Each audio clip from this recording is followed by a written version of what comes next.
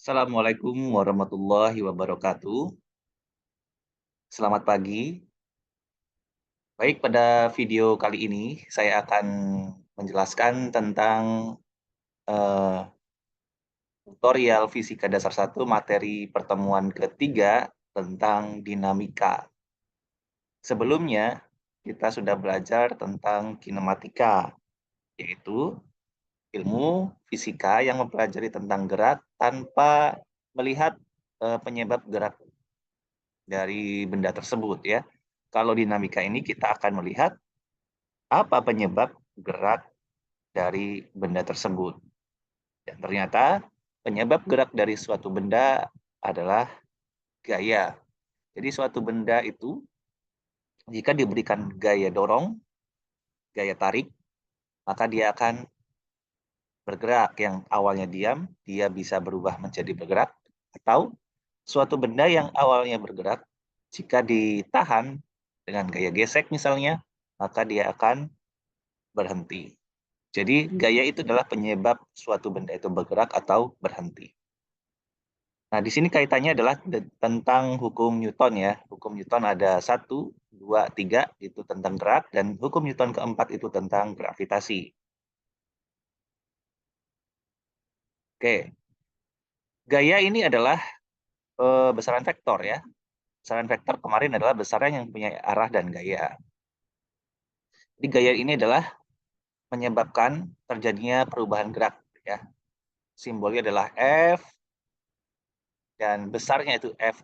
Ini F tebal, yang ini F tidak tebal ya. Kemudian satuannya dalam standar internasional adalah Newton. Oke. Gaya itu ada banyak, ada gaya tarik, gaya berat, gaya normal, gaya gravitasi, ya, gaya gesek, gaya dorong, dan seterusnya. Kemudian hukum 1 Newton mengatakan bahwa jika gaya-gaya luar yang bekerja pada suatu benda jumlahnya 0, maka benda akan diam atau benda akan bergerak lurus beraturan. Jadi jika pada suatu benda gaya-gayanya, total gaya-gayanya dijumlahkan sama dengan 0, maka benda itu yang tadinya diam akan tetap diam, yang tadinya bergerak lurus beraturan, maka dia akan tetap bergerak lurus beraturan. Ya, simbolnya adalah sigma F. Ini sigma F itu jumlah gaya yang berada pada benda sama dengan 0. Atau disebut dengan setimbang ya. Kemudian kalau dipecah dari jadi koordinat kartesian, sumbu X dan sumbu Y, di sini bisa ada 2. Jumlah gaya yang bekerja pada sumbu X sama dengan 0, dan jumlah gaya yang bekerja pada sumbu Y sama dengan 0 ya. Karena gaya itu adalah besaran vektor, maka bisa kita uraikan ke dalam komponen X dan ke dalam komponen Y. Kita lihat dalam beberapa contoh yang akan disajikan. Dan di sini contoh pertama, kita punya 3 buah gaya yang bekerja pada pusat koordinat kartesian, seperti pada gambar 1. Jadi ada 3 buah gaya bekerja pada pusat koordinat kartesian. Gaya pertama arahnya ke sini, yaitu θ1, yaitu sebesar 60 derajat. Gaya kedua arahnya adalah θ2, ya, sebesar 135 derajat. Ini θ2 ya. Kemudian gaya ketiga arahnya ke sini, yaitu θ3. θ3 itu sebesar tidak ada, belum yang ditanya ya. Nah, di sini tentukan besarnya F3 dan θ3 jika ketiganya dalam keadaan setimbang. Nah, ingat, ketiga benda yang bekerja pada titik pusat koordinat setimbang, artinya ketiga gaya ini jika dijumlahkan hasilnya 0, seperti hukum Newton yang pertama tadi ya. Jadi sigma F, sigma F sama dengan 0. Ini gaya vektor ya. Nah, sekarang karena ini gaya vektor itu ada arahnya, kita bisa pecah atau uraikan dalam komponen X dan komponen Y. Sehingga nanti alur kerjanya adalah Kita jumlahkan gaya-gaya yang pada komponen X sama dengan 0, dan kita jumlahkan dengan gaya-gaya yang bekerja pada komponen Y, kita jumlahkan juga 0. Oke, kita tetapkan arah ke atas itu positif, arah ke bawah negatif, ke kanan positif, ke kiri negatif, ya. Dan nanti kita lihat sudutnya saja, dia sudah memberikan nilai negatif tersendiri, ya. Kita lihat pembahasannya di sini. Kita uraikan gaya-gaya menjadi komponen-komponennya pada sumbu X dan sumbu Y. Ya, kita ingat lagi di sini berarti yang F1 ini akan berubah menjadi F1X dan F1Y. Ya, jadi F1X dan F1Y. Kemudian F2 berubah jadi F2X. F2X ini ya, F2Y, dan F3 ini menjadi F3Y ke bawah, F3X ke kanan. Oke. Gambarnya lihat seperti ini ya. Oke. Dengan rincian F2X, F2Y, F1X, F1Y, F3Y, F3X itu yaitu sebagai berikut. Oke, ya. Ini F1X adalah F1 cos theta 1, F1Y adalah F1 sin theta 1, F2X adalah F2 cos theta 2, F2Y itu F2 sin theta 2. Ya, kalau Y itu sin, kalau X itu cos ya. Dan sudutnya kalau F1 ya theta 1 dan seterusnya. Karena ini yang ditanya, maka ini biarkan tidak punya nilai ya. Kemudian masukkan nilainya F1, kemudian F2, theta 1, theta 2. Hasilnya masing-masing adalah 8, 8,7 minus 10,65 Newton, 10,65 Newton. Oke. Hukum Newton 1 adalah sigma Fx sama dengan 0. Komponen-komponen yang bekerja pada sumbu X kita jumlahkan sama dengan 0. Berarti yang sumbu X kita kumpulkan jadi satu, yaitu mana saja? Yaitu ini ya, kemudian ini, kemudian ini ya. Ini F1X ditambah F2X ditambah F3X sama dengan 0. Karena F1X, F2X, dan F3X, F1X, F2X, dan F3X sudah diberikan nilainya, masukin saja, tinggal F3X sama dengan ini, pindah ruas ke kanan ya, tinggal ini. Sehingga diperoleh F3X adalah 5,65 Newton. Itu baru F3X. Ya, kita cari F3Y-nya. Setelah dapat F3X dan F3Y, kita cari F3-nya. Dengan cara akar F3X kuadratin ditambah F3Y dikuadratin. Diakarin. Nah, itu ya cara resultannya. Dicari F3Y dulu. Setelah dapat F3X dan F3Y, kita gunakan rumus. Oke, lihat. Kemudian F1Y dan F2Y, F3Y jadikan satu. Karena dia setimbang, maka sama dengan 0. Karena yang ditanya F3Y, pindahkan ke sana ke kanan. Dapat tuh 19,35 Newton. Dapat tuh F3-nya ya dengan cara menjumlahkan. Kemudian diakarkan. Menjumlahkan kuadratnya ini, kemudian diakarkan. Sehingga F3-nya sebesar 20,16 Newton. Kemudian yang ditanya adalah arahnya, theta 3. Arahnya kita bisa gunakan rumus tan theta 3, yaitu F3Y dibagi F3X. Tan theta 3 yaitu sebesar min 3,42, sehingga theta 3-nya adalah arcsetan dari min 3,42, yaitu min 73,72. Ini min 73,72 ini sama dengan 360 derajat dikurang 73,72. Jadi inilah sudutnya. Ini adalah theta 3-nya dan ini adalah F3-nya. Ini yang ditanya ya. Oke. Mudah-mudahan dimengerti. Oke, sekarang kita bahas hukum kedua Newton. Kalau hukum tadi 1 Newton adalah tentang setimbang, yaitu sigma F sama dengan 0. Bendanya yang awalnya diam akan tetap diam, dan yang dia bergerak lurus beraturan akan tetap bergerak lurus beraturan. Karena hukum kedua Newton itu adalah yang sebelah kanan, ruas sebelah kanan ini tidak sama dengan 0, tapi ada sama dengan M kali A.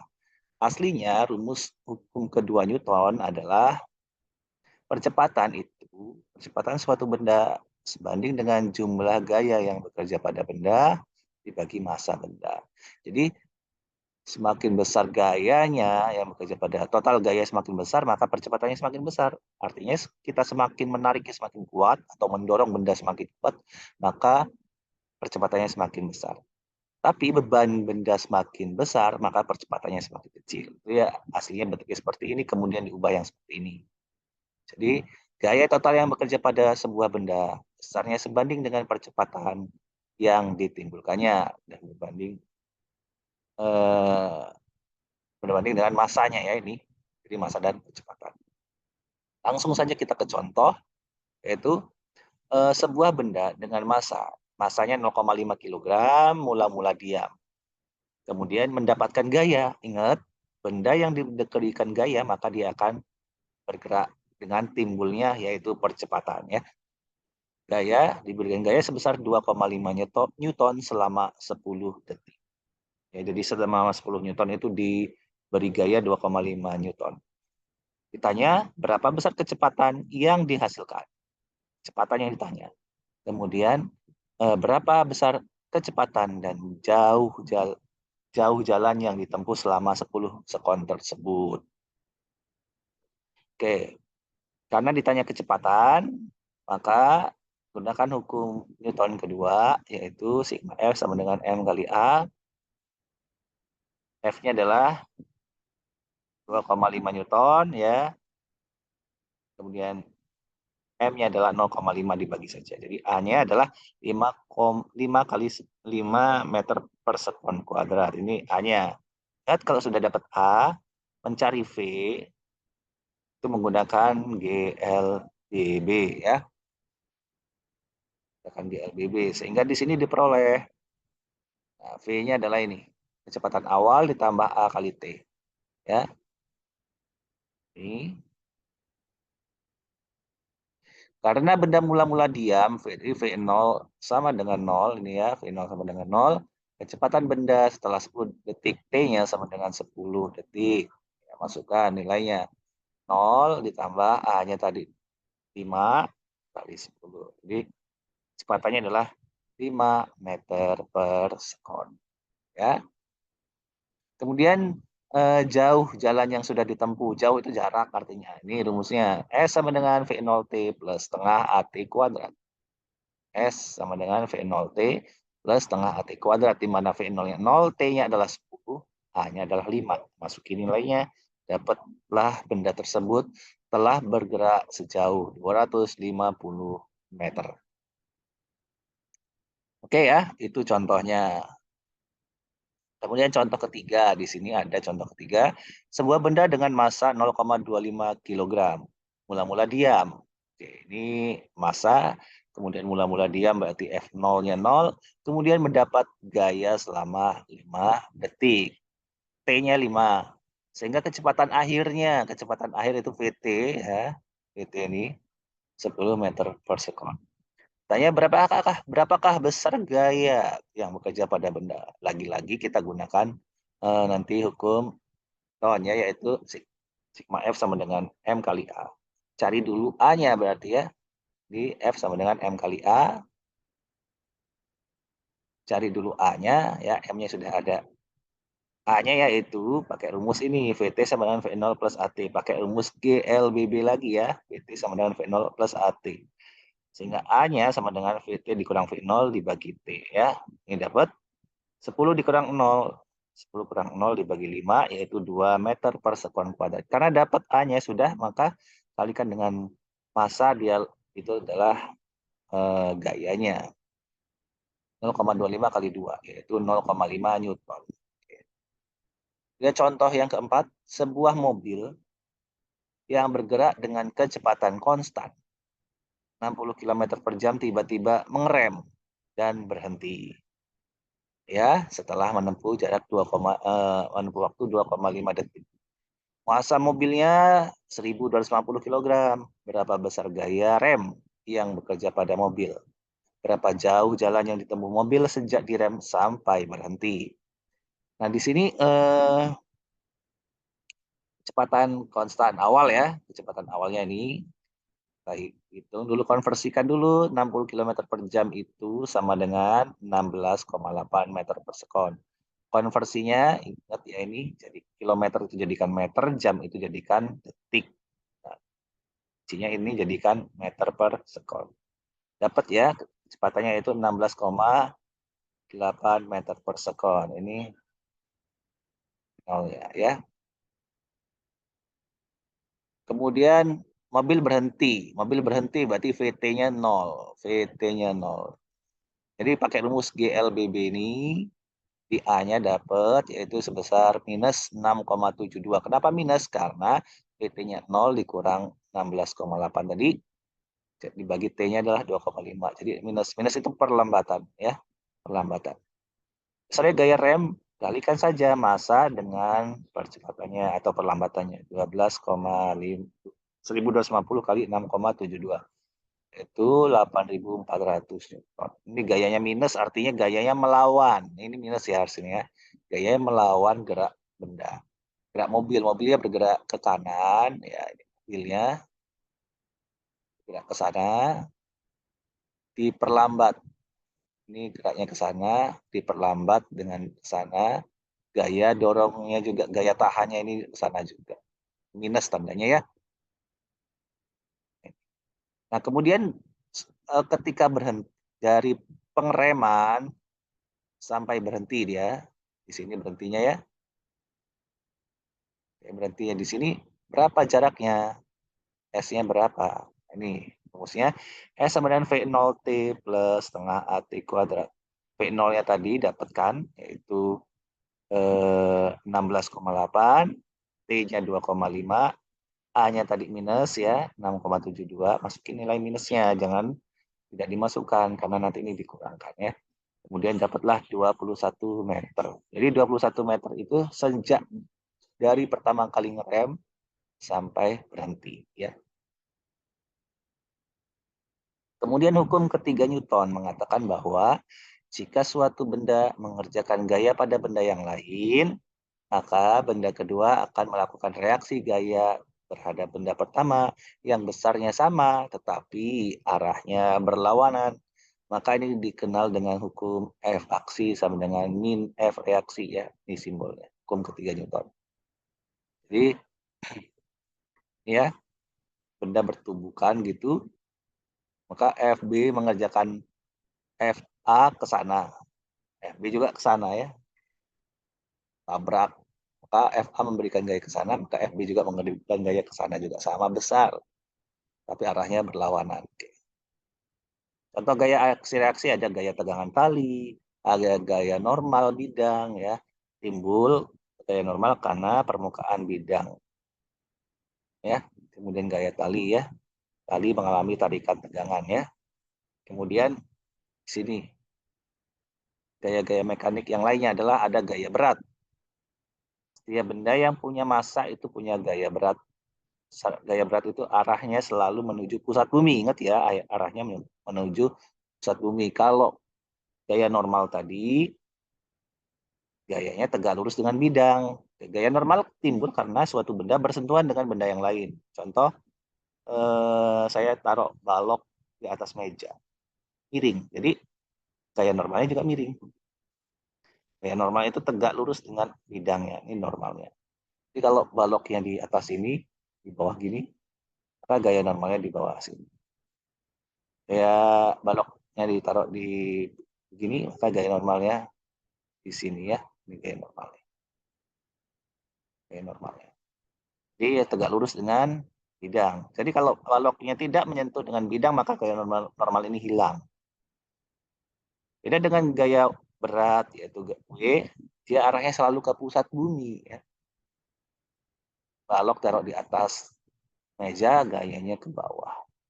Balok ditaruh di sini, gayanya juga ke bawah tetap ya, W-nya ke bawah. Perhatikan di sini, balok ditaruh di bidang miring juga gayanya juga ke bawah ya, selalu ke bawah, nggak mengikuti permukaan bidang yang disentuhnya ya. Oke. Gaya gesek itu timbul karena ada permukaan licin atau permukaannya kasar ya. Suatu benda ditarik, maka tarik ke kanan, maka gaya gesek itu ke kiri ya, berlawanan dengan arah gaya dorongnya.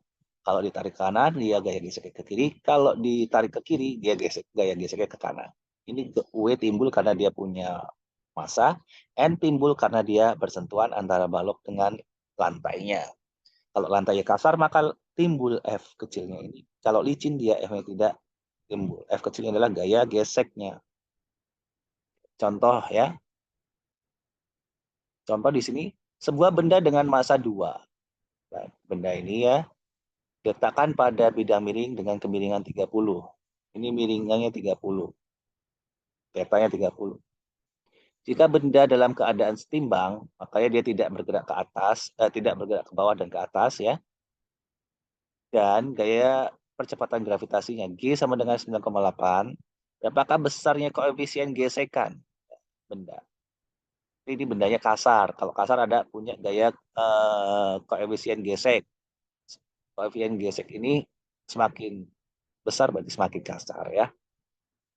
Kita selesaikan dengan cara menggambar diagram gaya-gayanya. Ini awalnya seperti ini, timbul gambar diagram gaya yang seperti ini. Tidak usah ribet ya, kita lihat aja di sini balok dengan bidang miring bersentuhan, maka timbul gaya normal yang arahnya tegak lurus dengan bidang. Kemudian balok punya massa, maka timbul W ke bawah. Tuh.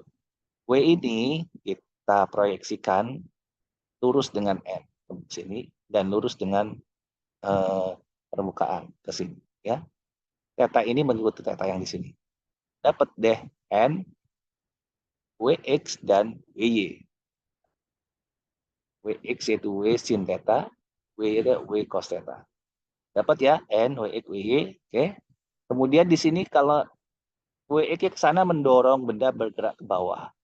Cenderung benda bergerak ke bawah sehingga timbul gaya gesek ke kanan, ke atas kayak gesek. Nah, gaya gesek itu kan rumusnya L sama dengan mu kali N ya. Dapat ya. Oke, setimbang berarti sigma Fx sama dengan 0, sigma Fy sama dengan 0. Gaya-gaya yang bekerja pada sumbu X yaitu sumbu X adalah Wx dan F, sumbu Y adalah N dan Wy. Ya. Wx dan F, N dan Wy ya. Sama dengan ini keduanya sama. Jadi dapat karena F sama dengan mu N, mu sama dengan F dibagi N. Dapat 0,57. Ya. Ini setimbang, kemudian gaya-gaya yang bekerja pada sumbu X itu adalah gaya gesek dan gaya berat pada arah sumbu X. Gaya-gaya yang bekerja pada sumbu Y adalah gaya normal dan gaya berat pada sumbu Y. Karena arahnya ke atas itu positif, N-nya positif, ke bawah negatif, Y yang negatif. Y-nya yang negatif.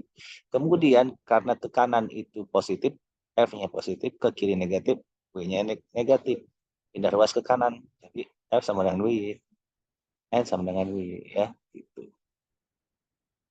Contoh selanjutnya ya. Ini sebenarnya sama saja ya, cuman kita lihat lagi seperti pada contoh pada contoh 5, tetapi benda meluncur ke bawah dengan percepatan 0,5. Jadi tadi kan benda setimbang. Kalau gimana kalau dia meluncur ke bawah dengan percepatan 0,5? Maka berapakah besar koefisien gesekan benda dengan bidang? Berapa besar koefisien gesekannya? Kalau ini tadi kan setimbang 0,57. Kita lihat di sini. Kalau dia bergerak ke bawah berarti kan ada V ke bawah. Nah, berarti nanti Wx-nya searah dengan V itu positif. Ya. Oke, di sini langsung di sini berarti sigma F-nya tidak sama dengan 0. Sigma Fx-nya ingat ya. Sigma Fx-nya tidak sama dengan 0 dia karena dia bergerak ke bawah. Sedangkan sigma V-nya tetap 0 karena dia tidak bergerak ke atas ke bawah. Maksudnya dia tidak bergerak ke arah sumbu Y. Yang bergerak adalah ke arah sumbu X ya. Ini sigma F-nya jadi M kali A, sigma V-nya adalah 0. Arah gaya yang bekerja pada sumbu X ini adalah Wx dan F. Wx-nya itu positif, sedangkan ini negatif karena dia berlawanan dengan arah gerak M kali A. dapat F-nya 8,8 Newton. Kemudian F-nya dapat, F-nya kita cari gaya normalnya dulu ya, gaya normalnya dengan cara sigma FY sama dengan 0 ya. Ingat ya, pasti dua nih. Di sini dua analisisnya. Kalau dia bendanya setimbang, yang ini 0, yang ini 0. Kalau dia bergerak berarti yang sigma F-nya M kali A itu. Sekarang yang pada arah atas bawah itu 0 berarti N sama dengan WY ya. N sama dengan WY yaitu ini N-nya 17,05. Sehingga koefisien gesekannya ya F kecil dibagi N 0,52. Nah, oke, contoh selanjutnya itu pada tegangan tali ya. Ini tegangan tali seperti ini kan berarti setimbang ya. Setimbang sigma V0. Ya. Sigma Vx juga 0. Oke, ada dua ya kalau setimbang. Dia nah tidak bergerak ke atas ke bawah dan kanan ke kiri ya karena setimbang. Sekarang kita lihat di sini gambarkan gaya-gayanya ya pada tali ini. Masanya 1 kilogram. Oke, kita lihat di sini di massa ini ada apa saja. Ada W berarti kan ini ada T ya kan. Tegangan tali. Talinya ke atas, ini W ke bawah. Nih, ada W, ada T1 ya. T1. Ini tali 1, ini tali 2, tali 3 gitu ya. Tali 2-nya ke sini, tali 3-nya ke sini. Ini tali 1-nya yang sini ya. Nah, dapat tuh W T1, kemudian di sini T1, di sini T2X, T2Y, ini T3X, T3Y. Komponen gaya pada T2 dan T3 yaitu sumbu X dan sumbu Y. Ada X, ada X, ada Y, ada Y. Kalau sumbu X itulah sin, sumbu Y itulah cos, ingat ya. Kemudian hitung, ya, masukkan rumus kesetimbangannya, masukkan ya. Di sini kita lihat T2X ya. T2X itu kan ini 60 nih, ini 60. Berarti yang ini juga 60. Nah, sehingga T2X itu sama dengan T2 sin 60. 60 ini, yang 60 di sini sama dengan di sini. 30 yang ini sama dengan 30 yang di sini. Sama dengan 30 yang di sini. Nah, oke, sehingga T3 itu pakai yang 30 gitu ya. 3 sampai 30 jangan kebalik. Sekarang timbang sigma Fx ya, yang X jadiin 1. Sigma Vy yang Y jadiin 1. Dapat tuh. Persamaan pertama, persamaan kedua. Ini ada dua persamaan. Kemudian yang terakhir adalah kita gunakan substitusi ya. Ini mesti pindahkan ruas sehingga T2-nya ini substitusi persamaan 3 ini ke dalam persamaan kedua. Substitusi saja ini ya. Lanjutkan, kemudian dapatlah T1, T2, T3 ya. 1, T2, T3-nya seperti ini. Oke, kemudian selanjutnya T1, T2, T3 ya.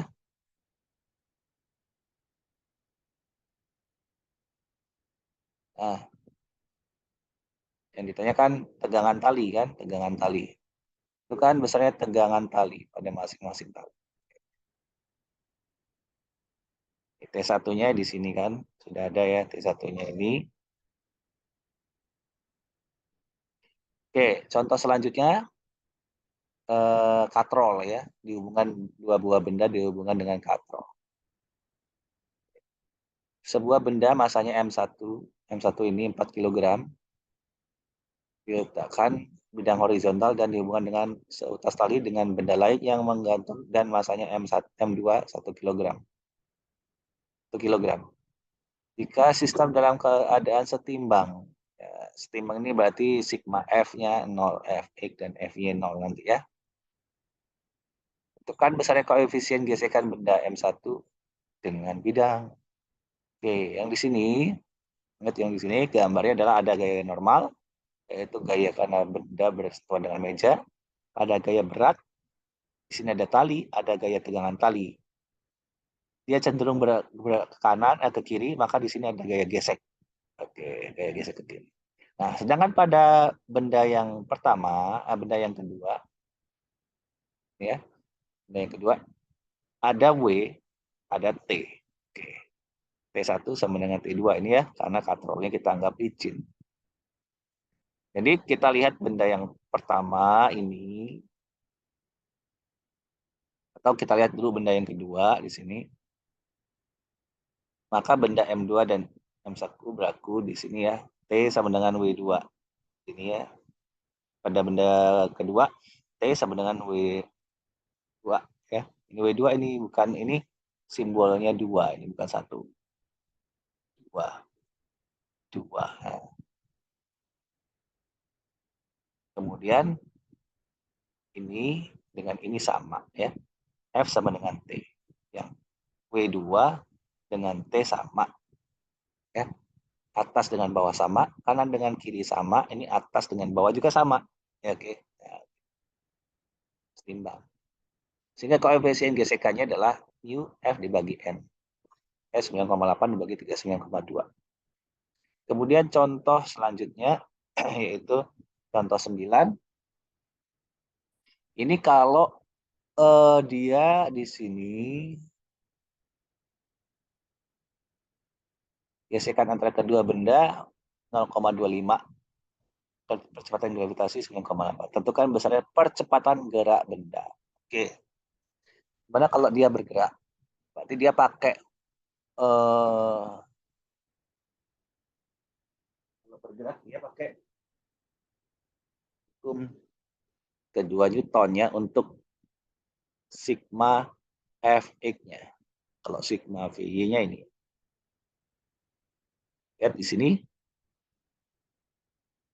Untuk benda M1 dan M2 bergerak dengan percepatan yang sama, yaitu sebesar A. Bergerak ke kiri, ini bergerak ke bawah.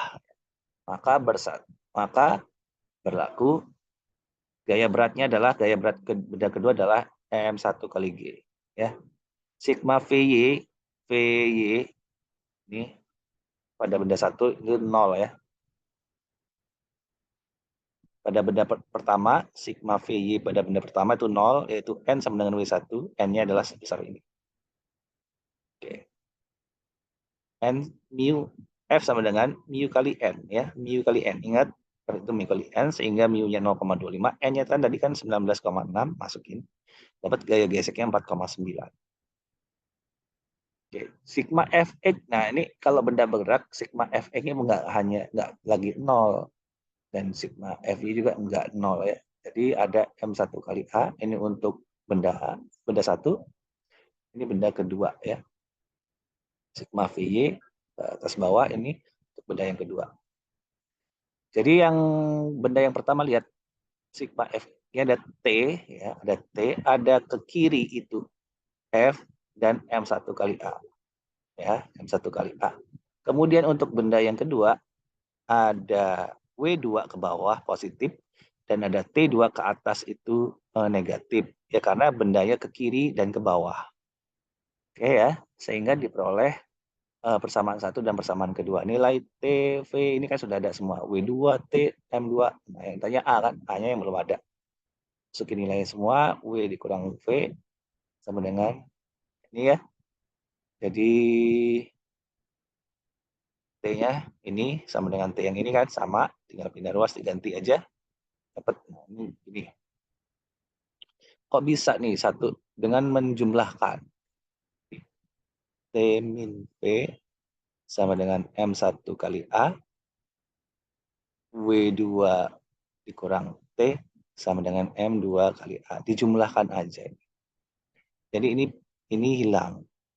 Jadi W2 min V sama dengan M1A ditambah M2A. Nah, M1A ditambah M2A hanya keluarkan seperti ini. Tinggal W2 min V. A sama dengan ini dibagi ini ya. Dapat hasilnya ini. Oke. Kemudian contoh ke-10. Benda miring ya, dihubungkan dengan katrol seperti ini. Ada benda 1, ada benda 2 dan kemiringannya 30 derajat. Benda satunya 3 kg,